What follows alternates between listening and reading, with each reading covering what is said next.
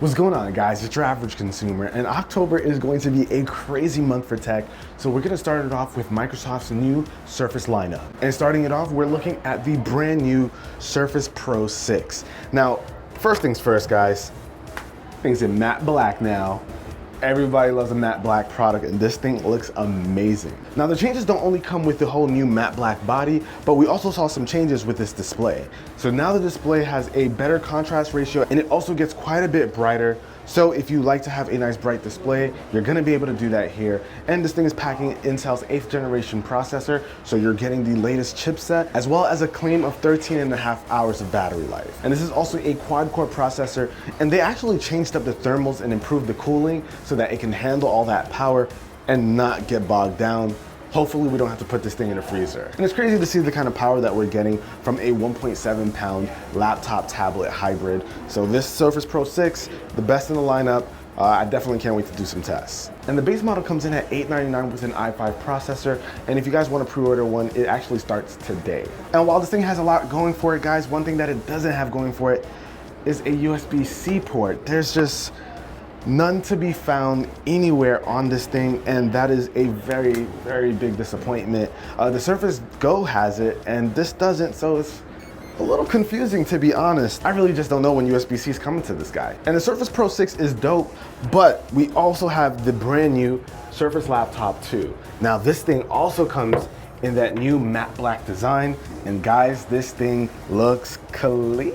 Now, this is an awesome looking laptop, and it also has that Alcantara fabric on the keyboard, so it's nice and smooth. And with it being black, you really don't have to worry as much when it comes to the durability of this guy. I'm not gonna lie, I'm actually really excited for this. And they even improved the internals here. This thing is supposed to be 85% faster, so it is rocking Intel's 8th generation processors as well. So we're seeing the spec bumps. A lot of people said that this was underpowered when it first came out, and Microsoft seems to have listened here and increased the power quite a bit. And this guy's supposed to get 14.5 hours of battery life, which is just insane. I can't wait to put this thing through its paces and actually test it out and really see if it gets that much battery with everyday usage. But unfortunately, guys, this too is missing a USB-C connector. So I don't know what's going on, Microsoft. Come on, guys. And Microsoft was actually really stoked at the fact that this is supposed to be the thinnest LCD touch display on a laptop. And this thing really is a gorgeous display.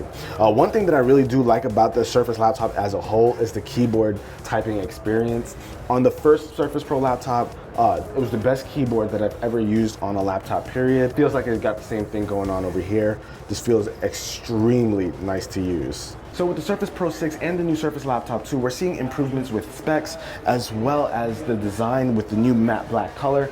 But Microsoft actually dropped a bomb on us with new Surface headphones. And here we have them, guys. These are the new Surface headphones, and I didn't see this coming at all. Now, when I tried these on, I was really surprised at how comfortable they feel. These actually feel legit, but what makes these headphones special is the fact that it has sliders on the ear cups. Now, on this side, the right side, you control regular stuff like your volume. That's pretty normal. But on the left side, you can actually control the noise canceling. So you can control the level of noise canceling that you have on this. Sometimes noise canceling can be a lot, so you can actually dial it down just by turning the knob. And if you turn it all the way down, you go into an ambient noise mode.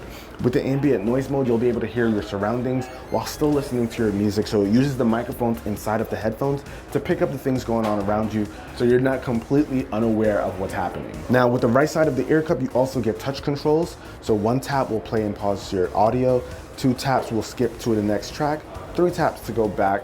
So just like you would have with an inline remote, you get all the same functionality right here. And what's kind of crazy about these headphone guys, which I've never seen before on a pair of headphones, is you can connect it to 10 devices.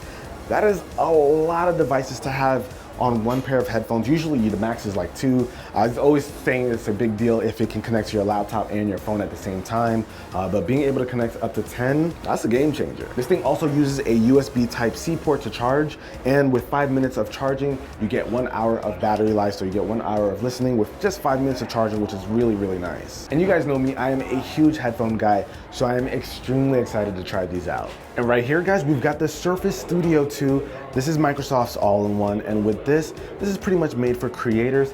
And the design, guys, looks amazing as usual. But what's special about this thing is, check this out. It can be tilted all the way down So for those artists out there, you can use the Surface Pen and, you know, do your drawing, do whatever it is you do with the pen. But what's really special about it this time around is that they've updated the internals as well as the actual display. And with this new display, it can get 38% brighter, which means 500 nits of brightness. So that is quite a drastic difference here. And you can also get 22% more contrast out of it.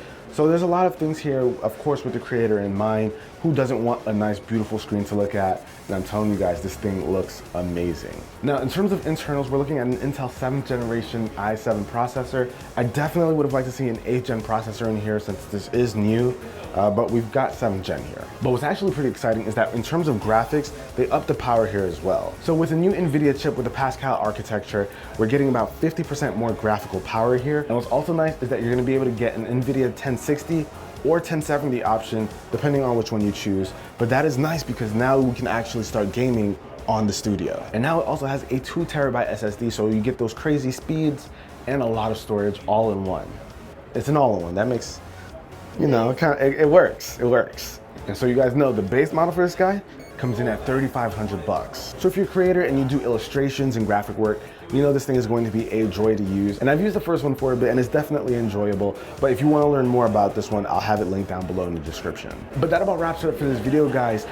Tons of new stuff from Microsoft, a lot of things I wasn't even expecting, but that Surface Studio really has my attention, as well as the Mac. They all have my attention. Who am I kidding? They all look really, really good and I can't wait to try them out. But you guys gotta let me know what you think of them down below in the comments section.